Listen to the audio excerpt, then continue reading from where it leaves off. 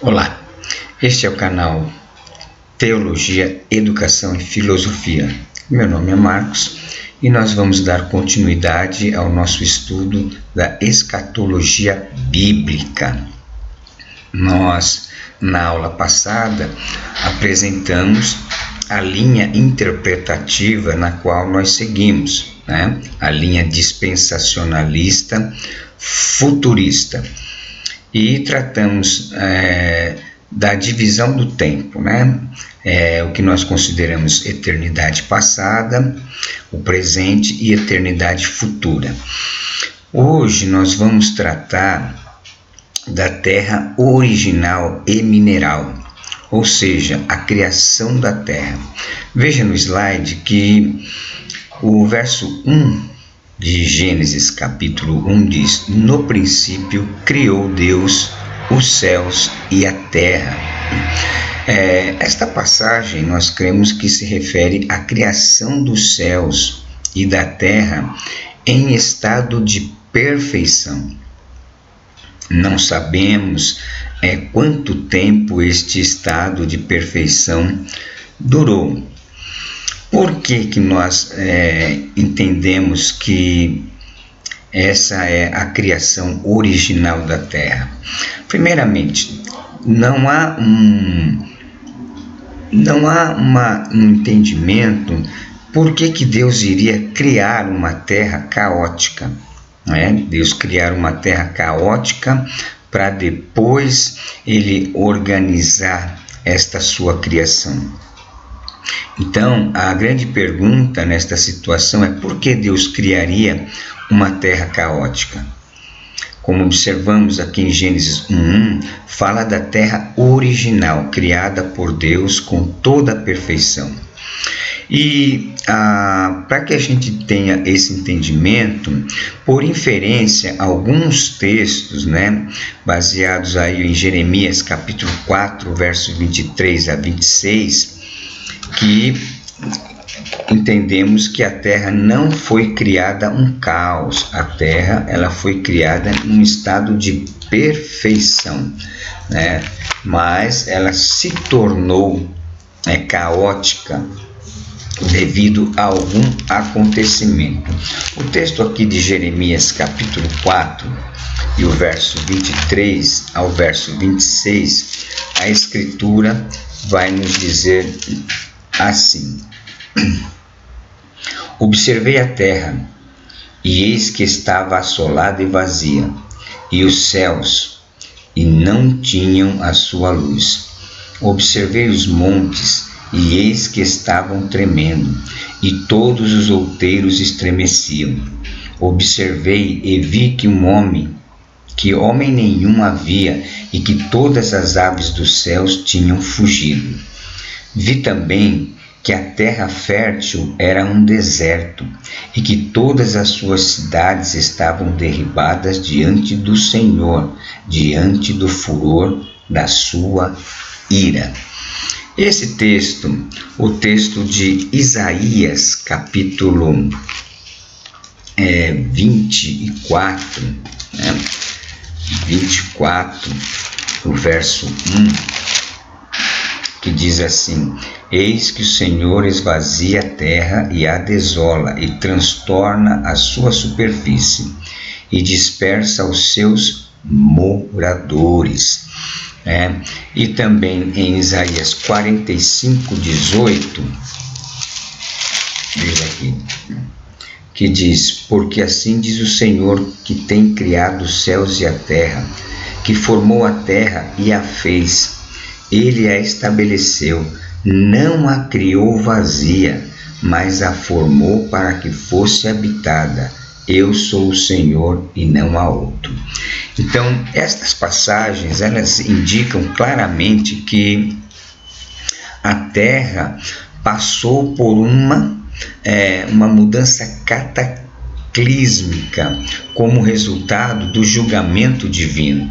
Então, a partir destes versos, o dispensacionalismo ele acredita que a terra ela teve um princípio original perfeito, mas que por conta de uma situação que ocorreu, né, que também vai ser colocado aí a queda de Satanás, né, como algo que fez com que a terra se tornasse em um caos.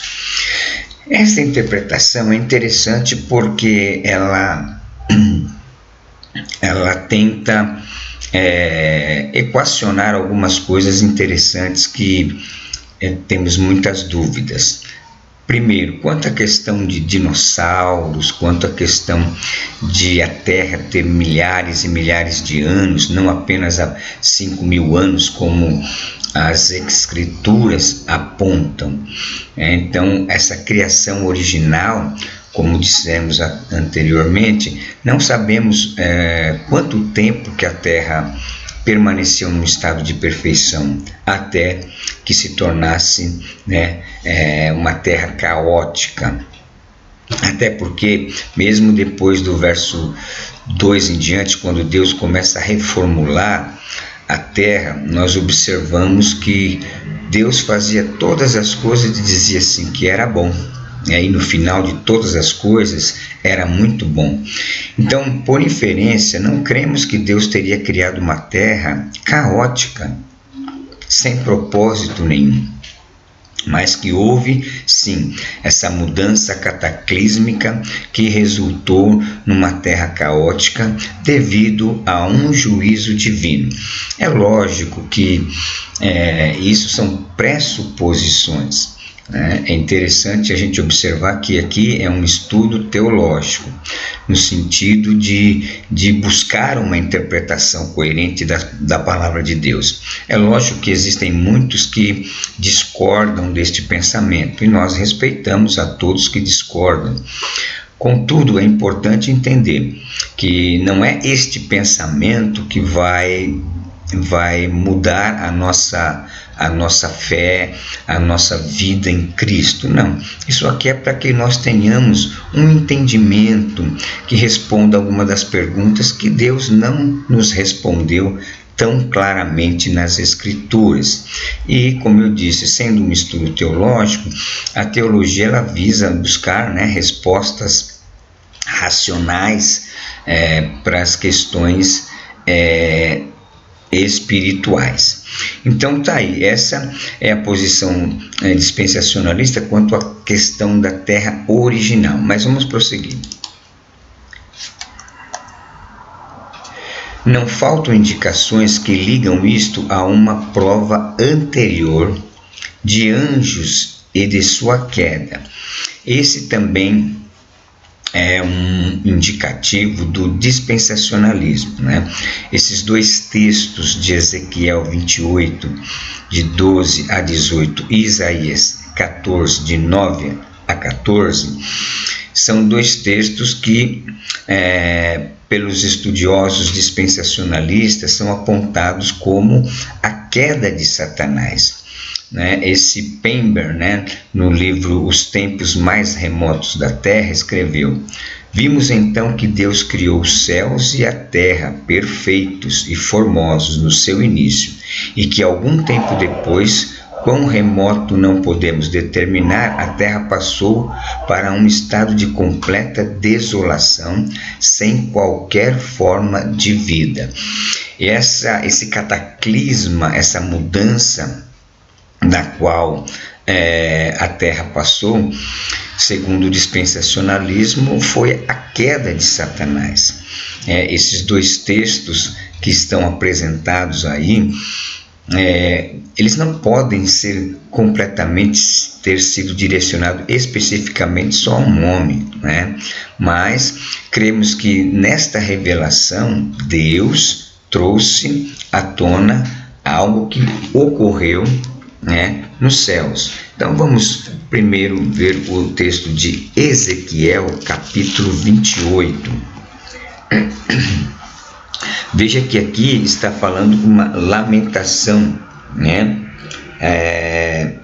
sobre o rei de Tiro, Então diz assim o texto: veio a mim a palavra do Senhor dizendo: filho do homem, levanta uma lamentação sobre o rei de Tiro, E diz-lhe: assim diz o Senhor Jeová: tu és o aferidor da medida, cheio de sabedoria e perfeição em formosura.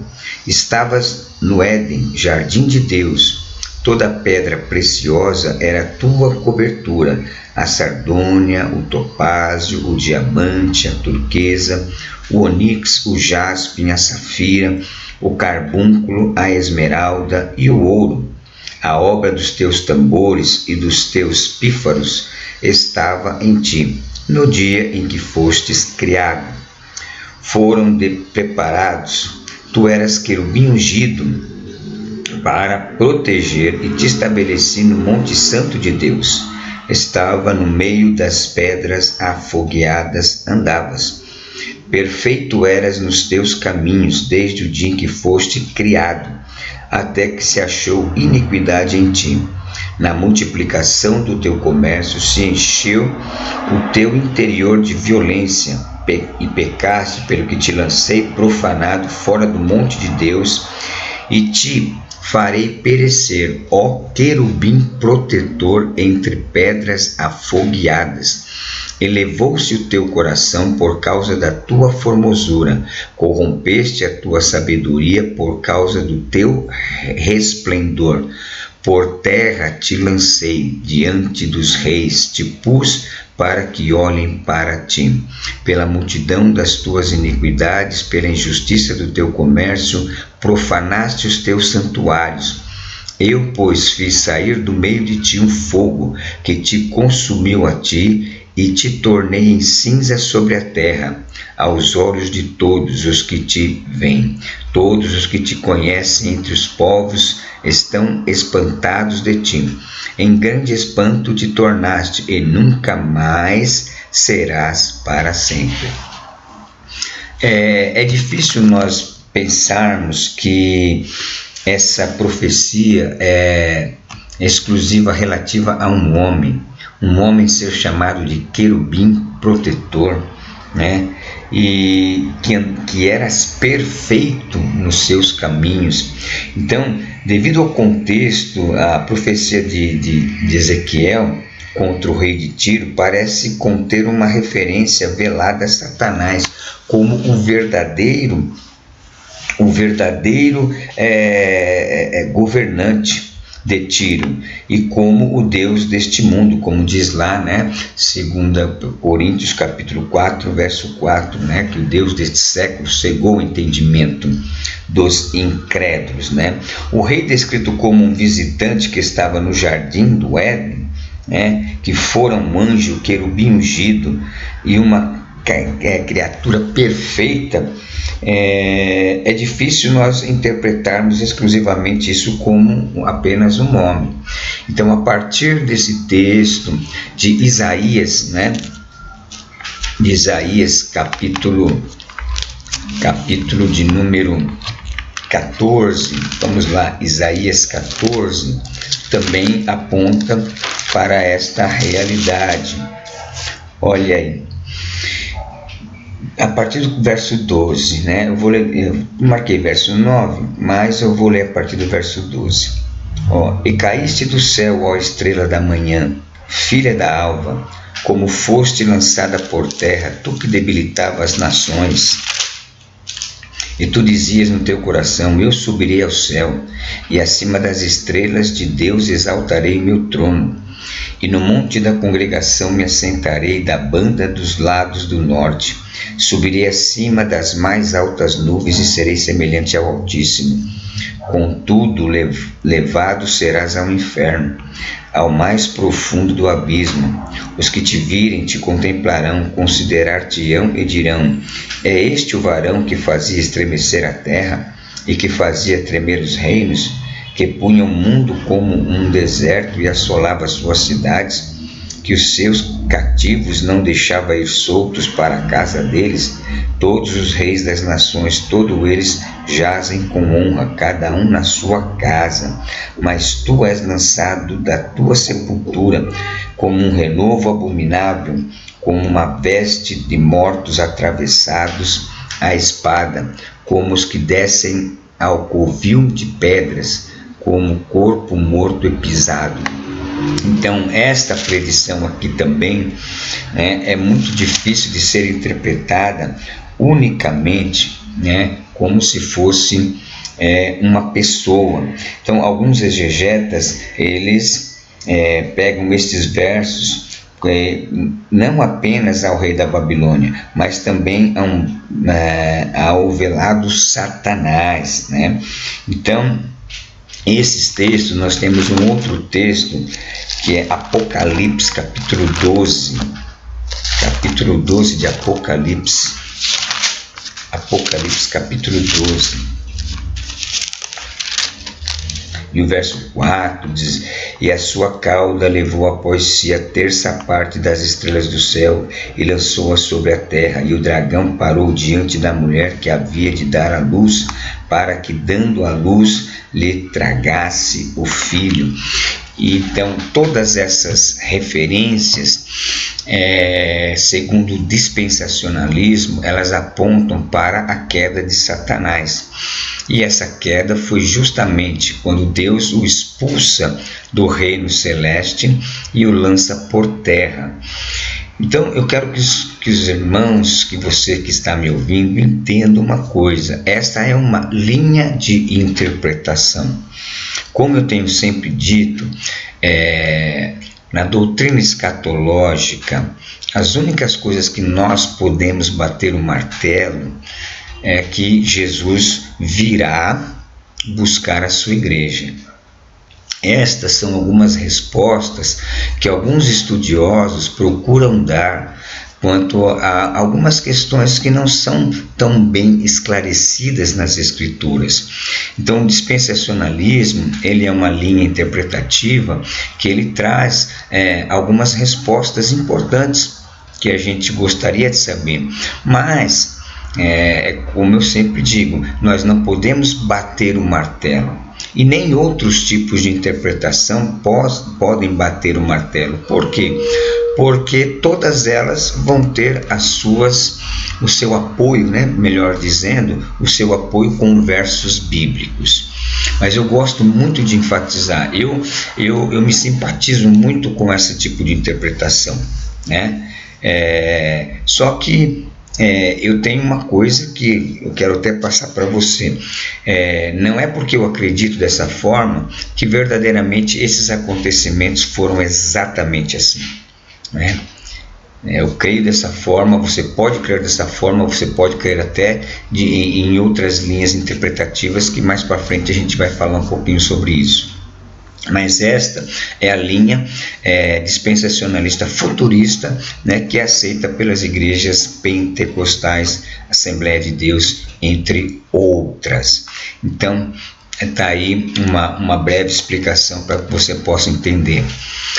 Então, vamos lá, Gênesis 1, ainda fundamentando essa questão dessa interpretação dispensacionalista, veja o slide. É importante notar que na descrição inspirada do que aconteceu no início, não diz que o céu e a terra foram moldados, formados, e sim criados, apontando para o sentido de que a palavra hebraica bara, né, nesta e outras passagens semelhantes, é usada para chamar a existência sem o auxílio de material pré-existente. As Escrituras não diz que Deus criou os céus e a terra em 6 dias, tá? Então veja bem, no texto, né, Bereshit bara Elohim, né, mais ou menos essa a frase no hebraico, Bereshit bara Elohim. Essa palavra bara, ela tem sido traduzida por muitos estudiosos com o sentido de que algo que é criado sem nenhum tipo de matéria-prima. É por isso que nós dizemos que Deus trouxe à existência todas as coisas apenas pelo poder da sua palavra, pelo verbo, né, o Cristo. Então, essa palavra que no início está logo na primeira frase, né, na primeira sentença ali do livro de Gênesis, no princípio criou Deus, os céus e a terra. Bereshit bara Elohim. Então, essa palavra dá o sentido de algo que foi criado do nada, que foi trazido à existência unicamente pela palavra, pelo verbo de Deus. Agora, em Gênesis 1:2, na obra realizada nos tempos da restauração, é a palavra hebraica assad. E assad significa fazer, moldar ou preparar a partir do material existente. Então, o que pressupõe? O verso 1 de Gênesis, temos a criação original.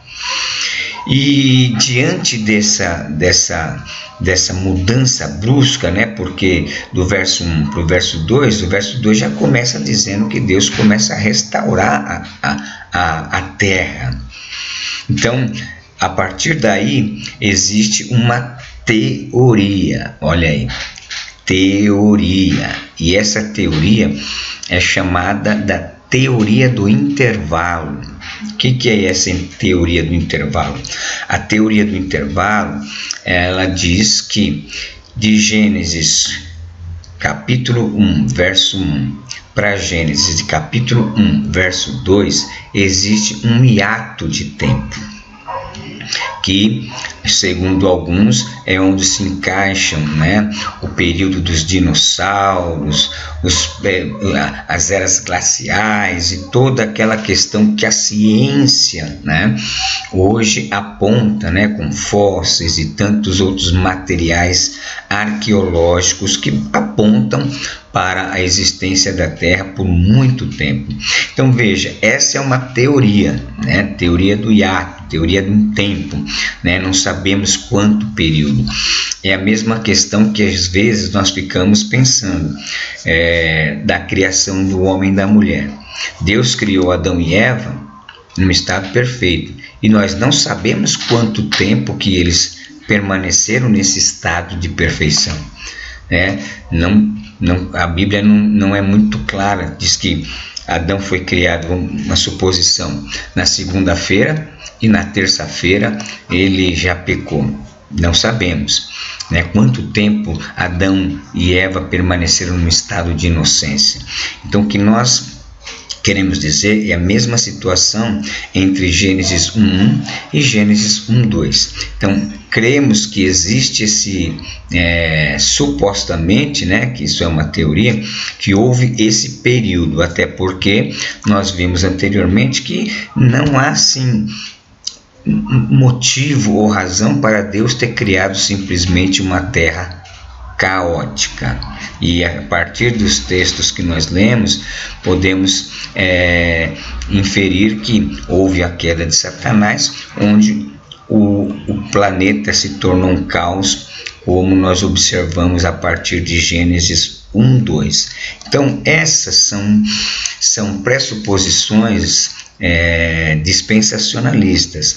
Eu sei que uns vão dizer que a igreja primitiva não pensava assim, que foi a partir de 1800, que é uma doutrina nova. Tudo bem, tem os seus contras e os seus a favores, mas o importante é que nós sabemos que Deus criou todas as coisas. Se tudo foi exatamente assim, não podemos bater o martelo, mas esta é uma das interpretações que mais se ajustam com as perguntas que fazemos de muitas situações que Deus, na sua onisciência, não quis nos revelar. Então, é importante isso. Vamos para o próximo slide? Vemos aí. Então, ainda falando sobre a terra como um caos. Então, porque se Deus não perdoou aos anjos que pecaram, mas, havendo-os lançado no inferno, os entregou às cadeias da escuridão, ficando reservados para o juízo, e não perdoou o mundo antigo, mas guardou a Noé, pregoeiro da justiça, com mais 7 pessoas, ao trazer o dilúvio sobre o mundo dos ímpios. Nós temos aí a referência de 2 Pedro, né? Capítulo 2, verso 4 e verso 5, onde Pedro apresenta dois juízos que ocorreram na história, né? Que foi o juízo contra os anjos, né, que se rebelaram, e também o período de Noé, em que os homens também não agiram segundo a consciência do bem. Então veja aí, em Isaías 45:18 apresenta que a terra original não foi criada como um caos, mas a terra tornou-se em caos, sendo submergida na água. Como observamos, ao que tudo indica, a terra tornou-se em caos com a expulsão de Satanás, que foi lançado sobre a terra. Por isso que Isaías 14 diz: como caíste do céu, ó estrela da manhã, filha da alva, como fostes lançado por terra, tu que debilitava as nações. Então, a partir destes textos, nós entendemos que possivelmente essa teoria, né, possa realmente ter sido os fatos originais que ocorreram neste período. Bom, período das eras glaciais. Então, aí é onde nós estávamos, né, falando, né, possivelmente das eras glaciais, provavelmente período das eras glaciais, né? A Cenozoica, a Mesozoica e a Paleozoica. Então, o grande ato entre Gênesis 1, né, e Gênesis 1, 2, existiu um grande ato de tempo no qual todas as eras geológicas aconteceram. Isso explica a grande idade da Terra, aliviando o problema de uma criação que aconteceu aparentemente há 6.000 anos. Então, várias são as interpretações que tentam conciliar a ciência com Gênesis. Os dispensacionalistas adotam a teoria do intervalo. Assim, a interpretação de Gênesis 1 e 1:2 é que, numa data remota, Deus criou os céus e a terra por um ato, não um processo prolongado de criação. Ele apenas falou a palavra e as inumeráveis galáxias e a terra vieram a existir. Deus estabeleceu uma ordem mundial, povoando a terra com criaturas conforme ele quis. De alguma maneira, esta ordem mundial ficou envolvida com Lúcifer na sua rebelião contra Deus, com o resultado de que Deus derramou um forte julgamento sobre a terra e ela tornou-se sem forma e vazia. Ela ficou naquele estado de trevas por longos séculos, até que Deus reformulou a terra. Então, aí está bem claro, né? O que o dispensacionalismo entende a partir da criação, e é uma interpretação dentre muitas outras, né? Temos outras posições, mas esta é a posição mais aceita entre pentecostais dispensacionalistas. Bom, a terra restaurada, né? Nós temos aí duas figuras. Primeiro dia, luz, na primeira semana da recriação, né?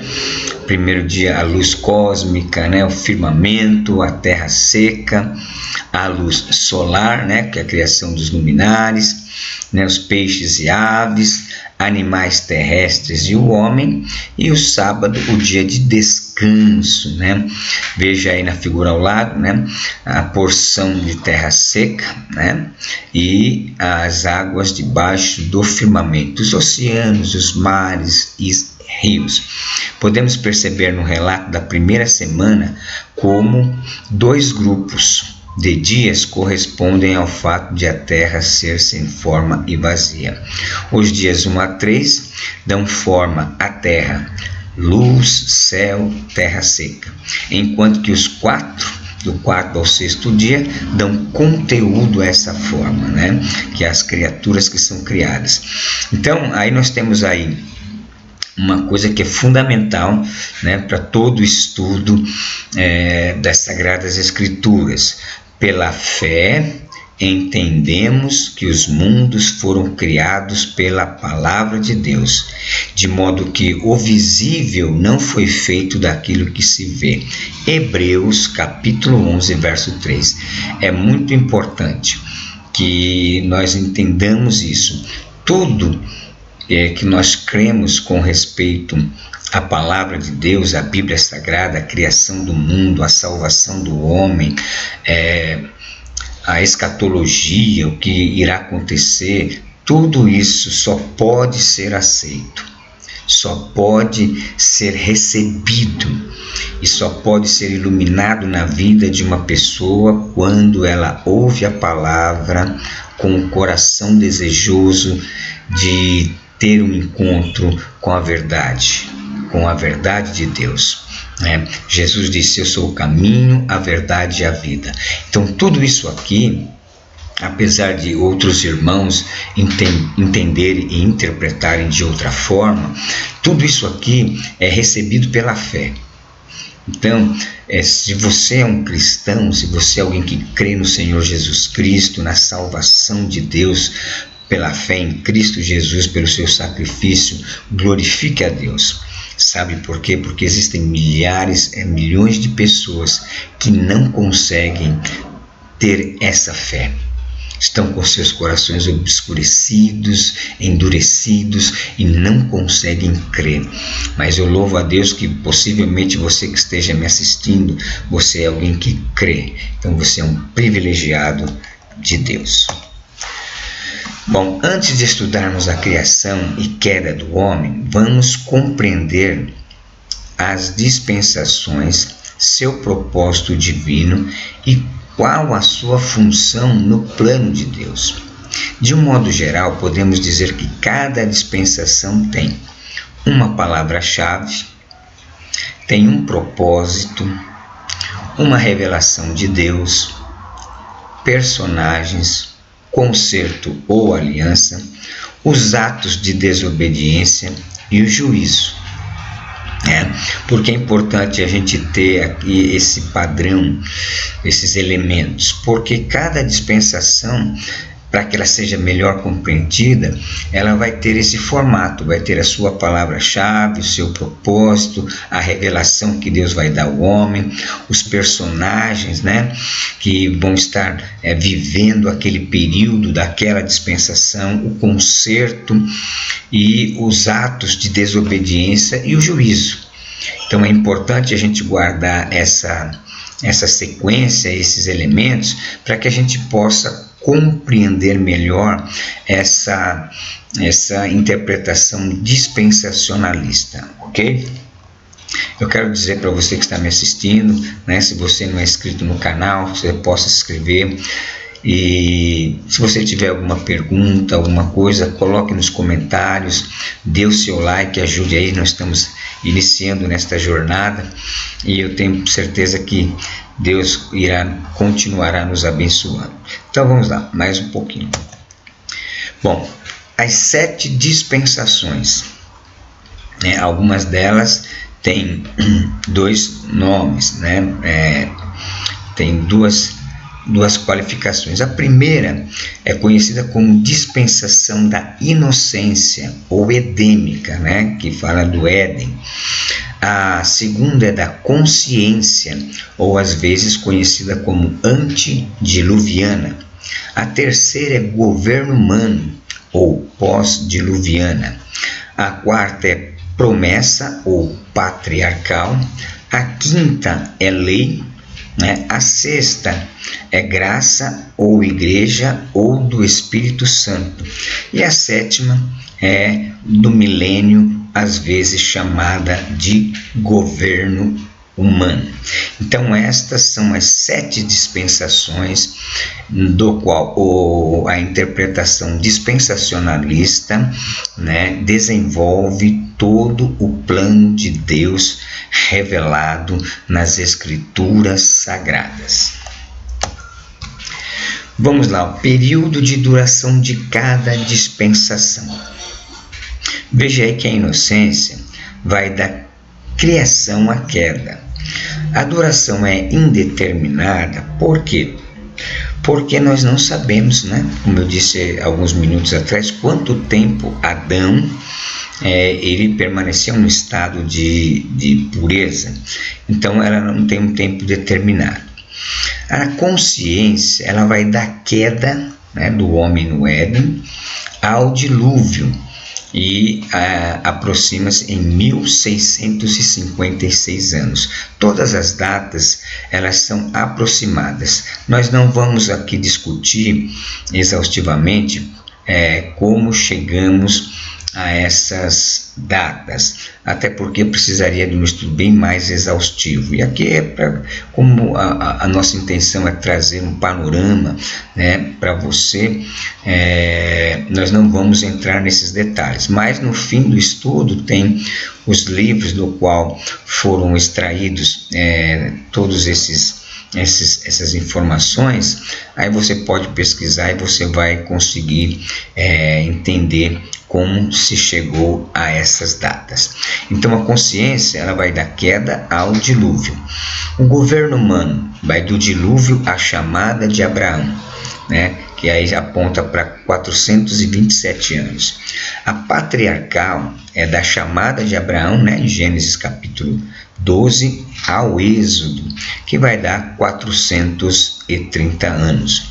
A lei ela vai do Monte Sinai, né, quando Israel é retirado lá do Egito e Deus leva ao povo até o Sinai, ali da lei, a crucificação de Cristo, que aí vai ser, né, um período praticamente da história de Israel antes da vinda do Senhor Jesus Cristo, que vai acontecer aí num período de 1430 anos aproximadamente.